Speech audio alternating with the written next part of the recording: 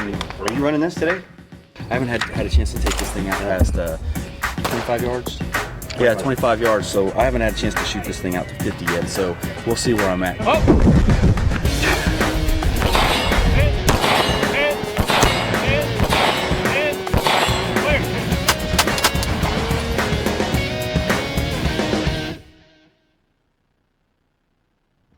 Thanks, folks, for joining us today. Our sponsor today is Faxon Firearms, and you can see right here in our studio, along with me, Scott Kiefner and Bob Faxon. Bob, thanks for being with us today and coming down to our humble little abode right here. Behind us, we're going to see some fancy footwork going on because, well, you were just telling us President Trump is showing up right here in Cincinnati. Yes, he is. But the real happening is right here today in the studio. He'll probably want to show up, I'm sure. I would think so if he has any sense at all. Because you're actually a key partner of this administration, aren't you? I voted for him, if that's a good part. Well, I'm talking about Faxon Firearms. We're going to tell our viewers a little bit. How did you guys start in business? How long have you been in business, Bob? Okay, the machining business was started by my older brother, our older brother, back in 1978, so 41 years. So 41 years. 41 years of machining, and that's back when Cincinnati was just a booming industrial city, had all kinds of machine tool manufacturers, and just a lot of activity. So that's where we started. I was 13 years old when our older brother, started the company. Wow, 13 years old, your older brother did this. Yeah, I ran around, broke things, and caused problems. That was my original job. Well, it's amazing what you guys have done with the company since, and all the different things that you've branched off into. Yeah, absolutely. It's been blessed, God-given.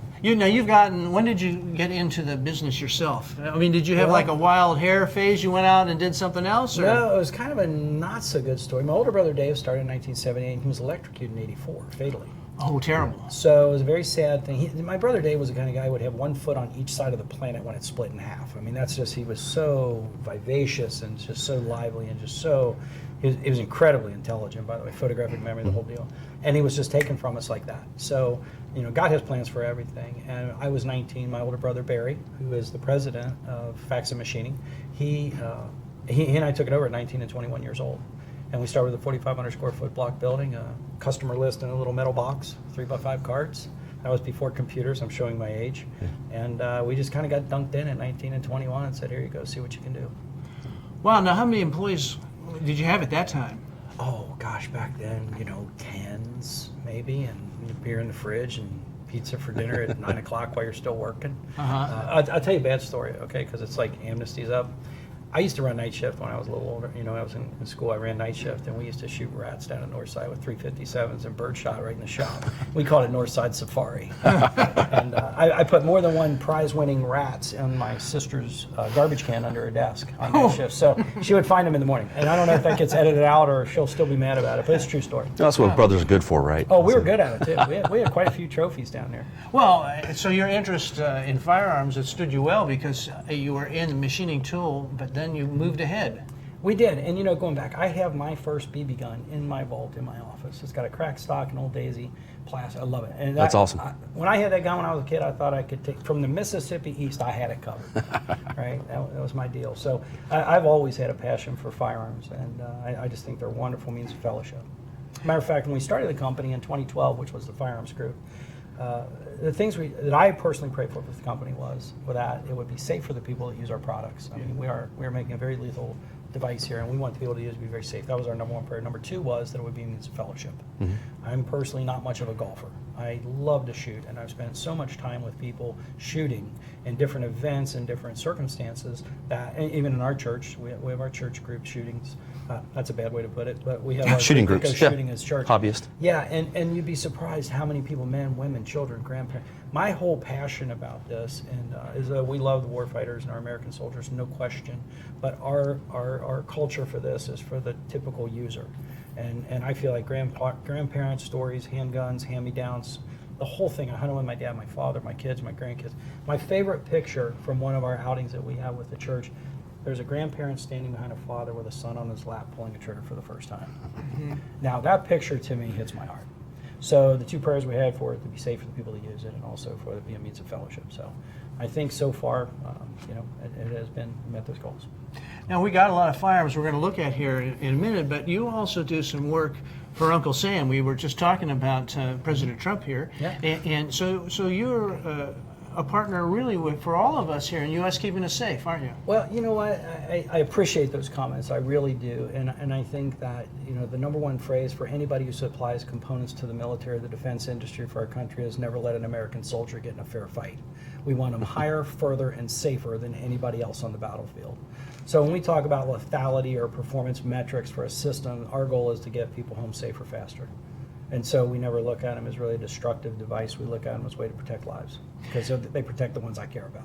Absolutely. Well, and now we're not just talking about firearms here, but you're talking about ordnance and the big stuff. Defense products. Yes. Defense products. Defense products. products. That's an amazing story. There was a phrase that said, you know, what can we say, what we can't say about it, because it's such a fun thing to do. And the phrase was, things in the firearms group goes bang and things in the other group goes boom. So that's our. And a lot of the things on the other side of the house, they're classified. And they're classified for a reason, and we understand that. But we want to convey to the audience just exactly the scope of what you guys do for this country. This is, you know, the firearms industry is great for us as hobbyists, but it's a national defense level contribution that you make. I would add to this, Scott, the real bottom line is that we're truly privileged that we're allowed to participate to support this cause. And I think that anybody who does play a role in the defense industry should understand what they are doing. And I always say I'd rather work for the warfighter than a shareholder. Mm-hmm. So ultimately, our customers' throughput is always the warfighter. And if you can do anything to help them, you have to. You just have to. And one of the things that's been the most exciting in the aspects of the firearms and the development, and hopefully Faxon Firearms shows this all the time and consistently in our products, is innovation. We always want to strive to do better. We always want to make it a better experience for the user. And we've been fortunate enough to be able to take that type of creativity and apply it in other areas. So if we can use creativity, innovation, or as a team, hundreds of years of manufacturing experience, literally hundreds of years of manufacturing experience, and bring that to bear to improve a product, whether it be for a firearms group or for the manufacturing side, that's what we're all about. And we do make parts to print. Our beginnings were absolutely parts to print, yes sir, no sir, how many and when, that's what we did. Mm-hmm. And then later, if somebody says, hey, do you have an opinion? Do you think you could do something? That's how the ARAC came up, that's how Muzzlock came up, all the things that you see in our product line, we're constantly trying to say, what's that user experience when he takes our product to the range? How's he going to feel when he's driving home? How's he going to feel about the money he spent, the product he got, the quality of the product? How did it work for him, right? I'm like anybody else, right? I care about a dollar, and I care about how things perform. And when I come home from the range, I want to be smiling. I want to have a positive experience. If I take a gun out and it doesn't perform like I expect, it frustrates me.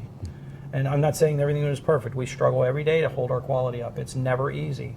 But I'll tell you something, we never stop caring and we never stop trying. So hopefully that bleeds through in not only the quality of what we make, but the innovation of the products. That's the biggest thing. And it shows. And you've got a lot of innovation, and that's really driven your growth. You started at 4,500 square feet. Now you're what, 200,000? Just under 200,000 square feet. 200,000 square feet of engineering prowess. Now, what we're really excited about are the firearms. Absolutely, that's what I heard. You've been known for your barrels, and you brought more than a few. Tell us what you got here. Well, you know, it's interesting because we started out with small amount of products, and then we started proliferating the SKUs. And one of the things we wanted as a company was to be a point of destination. In other words, if you want a barrel, we should be able to probably help you out, specifically in the lines that we make products for. But we don't want to be a 5-product, high-volume producer of the same barrel to a very narrow spectrum of customers. Mm-hmm. Our SKUs, I believe we have just under 200 rifle barrels that we have online that we manufacture. So you'll see a variety of things. Calibers are an obvious statement, right? We're always looking at 350 Legends coming out here late August, early September. We've got all the other standard calibers. You could just go through them. But what you're looking at is a variation of their performance or their application. For example, I'll use this as an example. Yeah, that's when I had my eye on it. Well, you know, I have to tell you, this coating, when they first came in, I thought, guys, this is crazy, right? Wasn't interested at all. As a matter of fact, on the pistol barrel here, I told him, I said, if this thing doesn't sell, we're going to put 2 hooks on it, and we're going to have fishing lures. We're going to drag this thing through the water, is what it looks like to me. But as they came in, they started to catch my eye more and more. Mm-hmm. And it's not for everyone, but it's unique, and it's different. And personalizing these guns, we want to, as a company, offer you options. We're not here to drive down your throat what you should buy. You should do what I tell you. That's not how we operate at all. We're trying to meet a wide spectrum of customers. But what is important when you look at a product, whether it's tin coated or whether it's PVD, whatever, these products are all to the core the same quality. And what I mean by that, for example, on this pistol, not only machine and heat treat this barrel, we do a QPQ nitride on the barrel first, because QPQ nitride will cover the chamber and the bore, whereas all these fancy coatings are in line of sight. Oh, okay. So you won't get the interior aspect done. But what you need to know is that if we do make something like this, we won't make it if we can't sustain the quality first. So this is just window dressing to put on and make it look different and better. And quite But honestly, the interior is where it's the wear and tear. That's where the activity of the barrel is in the chamber and the bore. So when you look at the barrels, they're cosmetically different. They're a want, and we like to make something that the customer is going to be happy they bought. I mean, this isn't something we want them to be burdened with. We want them to be excited about. Well, and we want to treat it just the same as, just like if you're, like we said before, if you're hot rodding out your car, you like to pick the options. So different people have taste in different colors, and these colors look great underneath these handguards. Thank you. And the other thing is, you look at this barrel, it's your typical black, and it's going to be the exact same barrel, so you can pick and choose. Yeah. And that's why we have so many SKUs for people to have. Right now, over here, Bob, pardon me, that is amazing bolt carrier group. That looks, well, it looks like you left a lot of metal off of this thing. What's going on? Yeah, it's kind of ridiculous. You pay more and get less, right? Yeah, right. But this is for low mass. This is called our low mass bolt carrier group, and we engineered and designed this to be equal or maybe the lightest one out there. Very, very competitive to being the lightest. I hate to make statements, but it's very light. And this fits in a standard gun, and usually we'll combine this with what we call our pencil barrel. So low mass bolt carrier by itself would be one entity, and it does help. We do suggest you have an adjustable gas block so that you can regulate the energy that goes into moving this bolt. So what you're looking at is a lower amount of mass that's moving, and then you're looking at less recoil, felt recoil. But if you combine that with something like this now, which is a pencil barrel, which is a 16-inch pin and welded, and this has the integral muzzle brake on the front, now you've reduced the weight of two of the heaviest components in the firearm, or at least in an AR platform. So if you put these together, now you're talking about significantly reducing the weight. And if you take the handguard that's on the Look table at this. there, We got a carbon fiber handguard, and this is extremely light. It's unbelievable. it is. When you pick it up, it's kind What of do you hard. think? It feels about like a paper cup. Yeah. Is what it is. pretty It really light. does, yeah. But the carbon fiber is extremely strong, and we actually have a unique mounting system on it. It uses a standard barrel nut with a sleeve. So we think that by partnering on the carbon fiber, that we have a very, very high quality product. And one of the things about carbon fiber, the nerd part of me, when you cut those grooves, we have that done because the fit of that and the feel of that groove is critical that it doesn't splinter. Carbon fiber can really become nasty on edges. So when you look at that carbon fiber handguard and you put your finger down inside of here, you'll feel how smooth everything is. That's the attention to detail. Carbon fiber is a catchphrase. You can have carbon fiber, Right. big deal. What you really want is you want carbon fiber to not be a negative when you go to apply this and use it. So the installation of like the aluminum caps in the front, how they're going to stay in there, how they're bonded, how these are machined, that's what brings carbon fiber to the forefront for me. Well, you know what? I tell you one thing, and I bet you're going to think the same thing that I'm thinking of, is we see all kinds of manufacturers, all kinds of people come up with ideas. If I wanted to have a skeletonized BCG or carbon fiber, I'd rather have it made by guys that really know engineering. I mean, if you can do the engineering that you guys do, that our troops rely on, this, it presents some challenges, but we know that this is going to be safe and it's going to work for us and in an exemplary fashion. Am I not right on that? No, absolutely. And one of the things that's really the challenge in this industry is the standardization of the AR platform has allowed many, many people to make products that come together. You'll see the same thing in the barrels of the pistols and the slides, the upgrades for the Glocks, the Smiths, whatever. You'll see where the parts come in, and some are reverse engineered, some are engineered. Some are through what would be a standardized set of documents like the AR-15. I don't want to say a TDP, but definitely consistent drawings. Well, that allows a range of tolerance for all mating parts, and that's great for interchangeability, and it does make various manufacturers able to put components together. What we look at from a robustness is if you buy components from all different areas and then you add in, oh, by the way, a magazine and ammunition, you have a multitude of suppliers coming together to meet a performance expectation, which is 100% reliability. That sometimes can be difficult. Mating parts, high-low tolerances, tolerance stack-up, things like that. So what we've tried to do is, as you can see our product line, we keep growing so that we can get more and more interfacing parts that are ours. and we control that. And you'll see it in the pistol, you'll see it in the bolt carrier, the lock up to the barrels, things like that. We make all of our own barrel extension in-house. We stress relieve our own barrels in-house. We have level 2 mag particle for inspecting all of our barrels in-house. So we think that if we can keep a consistent level of quality on what we would call the key parts that go together, yes, we can provide the results you're asking for, which is reliability. And that's going to directly correlate to consistency, which is going to show directly in your accuracy. The consistency is the key to accuracy, is a saying that's been around for a long time. So when you're able to get your lockup the same, when you're able to get all the pieces that are going to fit together perfectly, you get a consistent rifle, and therefore it's going to be an accurate rifle. It is, and I think one of the things, and I'll make this confession, we started with barrels a long time ago with the ARAC-21. We had drilled, we can drill holes 30 feet deep in steel bars. So drilling a hole is not a big deal. 30 feet. That's a big deal. 10 meters to be specific, but yeah, and swing up to 5 feet diameter. So wow. we can lift 30 tons and do a lot of big stuff. And we've drilled holes. We've gun drilled since the very beginning of time for our company. But the barrel and the drilling of the hole are very different animals. And we were humbled quickly when we took our drilling prowess and went to make a barrel, and it was all over the place. And we found out that the profile and the different treatments to the material and the stress relieving process in particular, and the way some of it gets cut, can really have a huge variation on its performance. So we were humbled pretty quickly, even though we had drilling prowess for years, decades. And we said, hey, we need to get this in. So we had a gentleman come in and help us, and we closed our mouth and opened our ears for quite a while. And we went through a quick learning curve. And making a barrel has certain artistic aspects to it. But one of the things that I think is significant is the stress relieving process.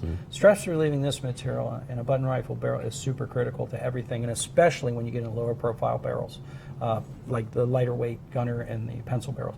Then that stringing of the target where it starts to go off, your patterns are moving. That's what you want to mitigate. Physics is physics. Barrels grow with heat. Accuracy gets dropped. That's a fact. But if you get the stringing aspect and you lose your point of impact, that's not desirable. And that's something that can be avoided. So anyway, I'm rambling, but when we make these things at the You're talking my language, man. Okay, Yeah, good, because this is what people don't really care about, but they care about, right? Yeah. Well, they do. They don't understand it. And the thing is, they go into a store, they can get anything, but they don't realize What goes behind it. what goes behind it. The other day, speaking of being in the store, I found myself at a gun range with my buddy here, Scott, and we had with us this brand new Faxon FX-19. Now, what amazed me about this is Scott was able to take this. We spent, well, I think I did more shooting than you did, and I think we were there about an hour. And then you took this out, and our viewers that got a chance to watch this, they saw on the video that we started with your experience. Scott, tell us a little bit about your experience with this new FX-19. This is phenomenal firearm. One of the things I loved about it immediately is, as soon as I picked it up,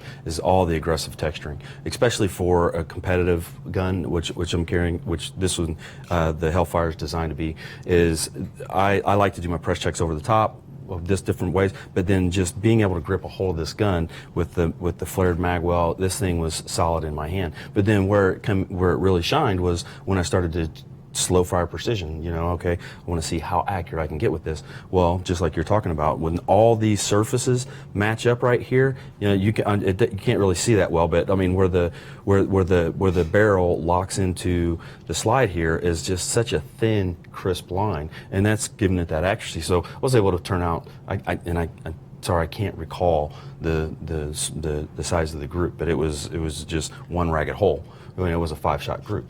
Five-shot group, and now, by the way, we have a Trigicon on here, which is nice because both of this is the Hellfire model, yes. and then on our screen here, our folks can see the Patriot model, and they both come already pre-made, so you can just take that top plate off and put on the side of your choice. Now, all fairness to Scott, because when he was out there shooting on that video, and we're going to give you folks a chance to see it again, you weren't using this type of. No, I didn't have a red dot. I was just running. I was just running the standard suppressor sights. But we've got this on here to try it out, test it out, take a look at it, and see how we like it. And especially since these are already pre-cut for RMR cuts or a Holosun, or what you decide to put on it, we got to try it. We got to put it on there. We got to shoot it. We got to see what we like about it. Yeah. I mean, this is a bit. That's I mean, our duty. Yeah, have to. So this one, somebody has yeah. to do this work. You I know, it's a tough job, right, Scott? Twist my arm. Yeah. Twist my arm. But we put it on there, and I got the light on there as well. Because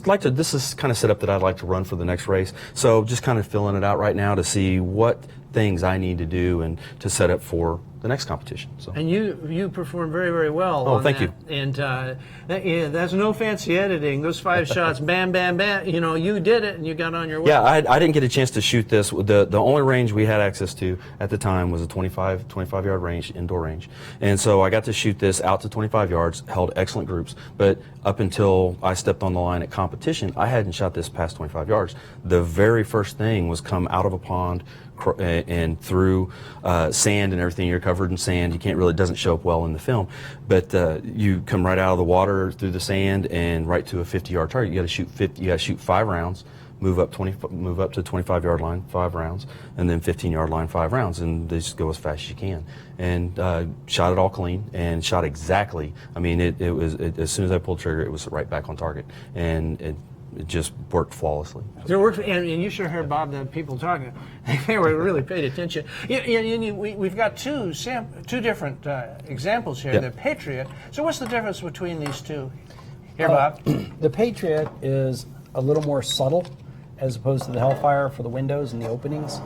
But the serrations and the grips are a little bit different. But what they both have, and you can see it a little better on this one, is the cover plate here that does cover the geometry to accept the RMR and the Holosun sights. And that is one of the things that's nice. Most people who buy a gun like this will probably want to put a red dot on it. Absolutely. And you can take the cover plate off, put it on right at home, and you're done. Mm-hmm. And if they can zoom in there real close, I don't know if you guys can see here at home. I'll get Brendan to zoom in here. The workmanship, and right in there we got the American flag, and you know, it's a nice touch, right? Well, yeah, that's something we wouldn't not put on, to be honest with you. So Yeah. they said, you know how long it takes to mill? I said, I don't care. Well, hey, you know, it's a family business. You guys do what you want, and you're out looking out for us, the American public. Well, I'll tell you, these firearms have been a fantastic business, and one of the things that's nicest about it, and even you're included, the people that you get to meet. And I think that's one of the most misrepresented images is the firearm owner. And when you really get out and you meet these folks, it's a privilege. They're great people. These are Americans. They're red-blooded. I mean, these are the guys that make this country great. And so when you go to these things, this is just fun to go meet new people. Mm-hmm. It's been one of the, as a whole, I would say firearm owners as a whole have got to be one of the best groups of people you could hang around with, leave your wallet with, or have them watch your kids. Mm-hmm. I agree. Well, now here's the Faxon FX-19 Hellfire, and you can tell that our film crew got a little excited about this, and we got a little of the actual character of the Hellfire in there, and they are phenomenal. Now, the thing that gets me about this is the pricing. Very, very reasonable. The Patriot and the MAP price is $12.35, and then of course we've got the Hellfire at $14.99, and then the MAP price at $14.25. So these are affordable, but you actually have to spend some time with the weapon to feel the manufacturing. I mean, there are many manufacturers, and they all make great guns. But the fitting on this, the way this composite here meets up with the metal, it's like it's bred together. I don't know how you guys do it. Yeah, I mean, it fits perfectly. Well, thank you. One of the things that's interesting is when you manufacture something like this, it is similar. It is very similar. If you were to look at them on a table, they'll appear very similar. And then you can say, okay, I'm going to start to distinguish this pistol with cosmetics. Right? We can do some texturing because of different feels, different grips, and there's purpose for it. There's actually 3 different types on that. And our folks back at our place, it was Kurt and Pat and everybody and Todd and my brother, we all got together and really they have way more input than I do. I'm not even a driver for these things. But these guys have these preferences. So you start catering these things that are cosmetic and preferential, and that's really cool. And what you try to do is get down a path that's going to please a lot of people. Not all of them, but a lot of people. But those are preferential.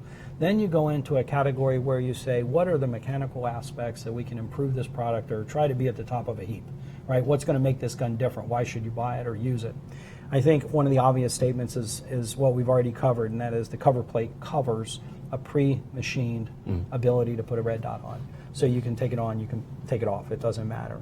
That's one of the things, just physically has to be a check mark, in my opinion, on a slide. You have to have that.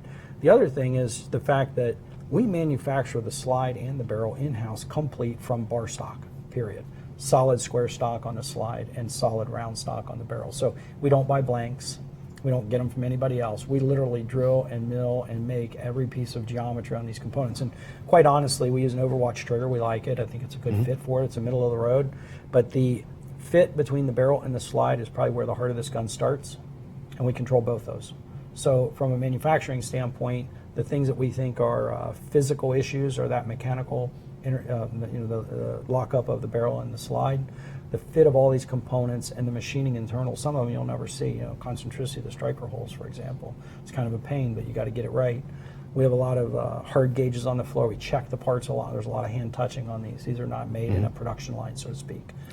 So there's a lot of hand touching, a lot of checking. This gun is made with a lot of care. It's made extremely tight tolerances, and we deal in very tight tolerances daily. So you guys are able to bring this in at a price point that, when I've taken plenty of pistols in the past, and you get your gun, okay, I like this gun, this gun shoots well, so I want to shoot competition with this gun. So then you start to add things to it. I start to add a trigger. I start to add stippling. I start to add a mag well. I start to add, by the time I add all these things up, I'm pretty much at the same price point as what you guys are offering these, just by adding these additional pieces. But what you don't get when you start adding all these together is you don't get the reliability that you guys have designed into it. You don't get the perfect machining and the perfect manufacturing that goes into it, and the perfect stress relieving. You're just getting off-the-shelf piece here, off-the-shelf piece here, and you're matching them together. And I can't tell you how many times I've done that, where I've put something, oh, this is a good quality barrel, great reputation, this is good quality, this is great reputation, but as soon as you put them together, they don't match up.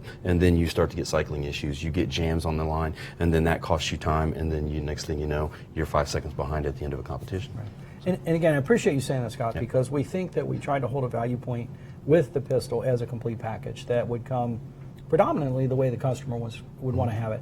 I'm one of those people, I personally would like to buy the gun complete. But there are those who want to put them together, and that's why if you look again at our product line, we have 48 different barrels that we sell for pistols. We have all the slides that we sell independently, either stripped or complete.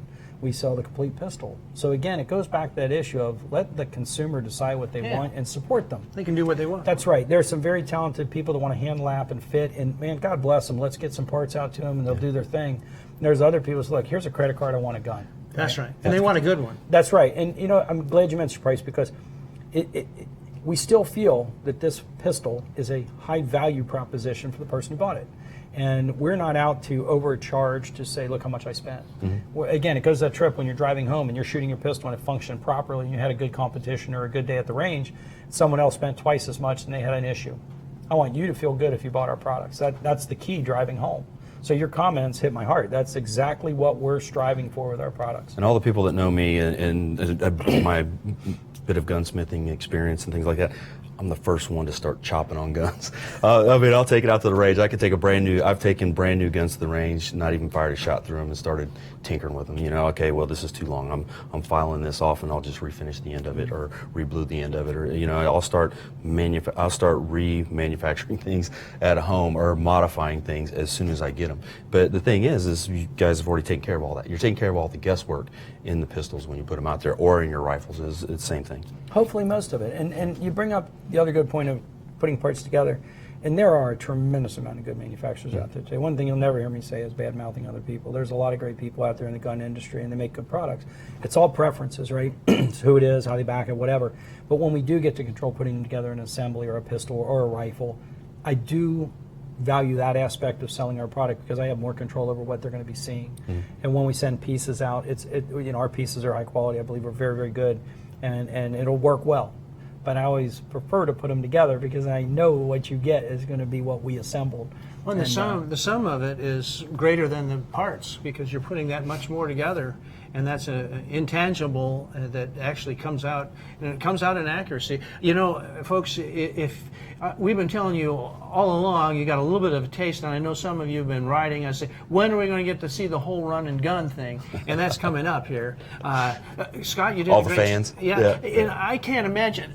frankly, Bob, I was surprised because we went to the range and he was spending some time helping me because I'm a terrible shot, and so he was helping. And then, aren't you going to spend some more time? Oh, I'll have some time later. He spent no more time. He came out there, hit that 50 yards, and you folks are seeing exactly what happened when he got out there. That's amazing, Scott.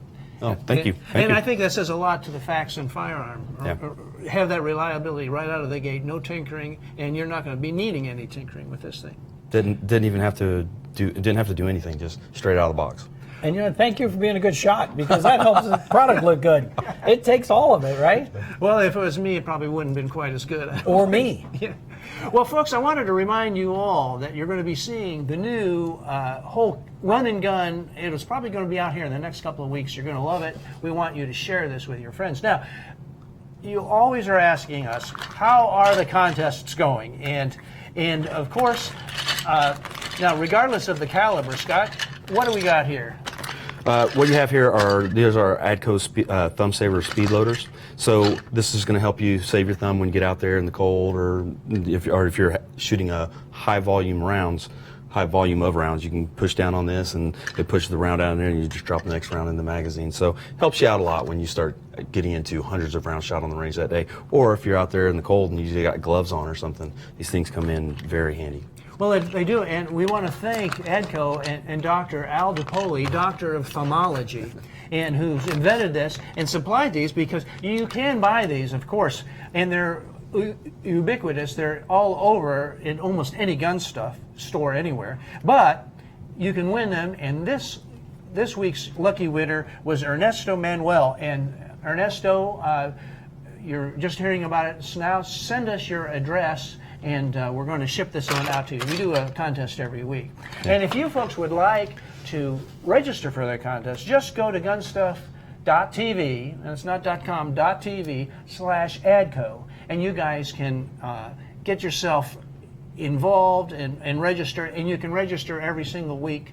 You can't win more than once, but you can register every week, and we've got a whole year's supply of these. So I want to thank Bob. Thanks so much for being on our show today. My pleasure. And this is just a delight for us. And I've been watching Scott. He's had goosebumps the whole time here. And we're going to finish today's show. We're going to go back to the we're going to go back to the run and gun and let you guys see this Faxon firearm put to the test by our erstwhile Scott Kiefner. Thanks so much for being on the show.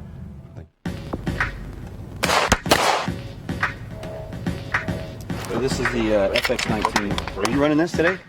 I haven't had a chance to take this thing out past 25 yards.